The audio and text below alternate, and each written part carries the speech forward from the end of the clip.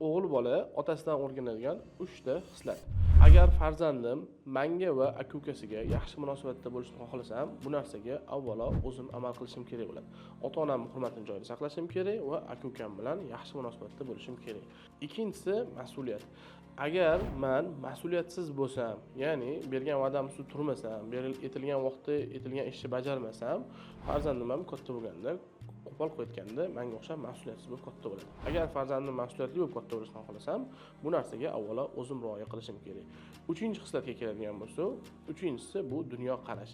Ya'ni bo'layotgan muammolarga yoki bo'layotgan ishlarga pozitiv yoki negativ qarash.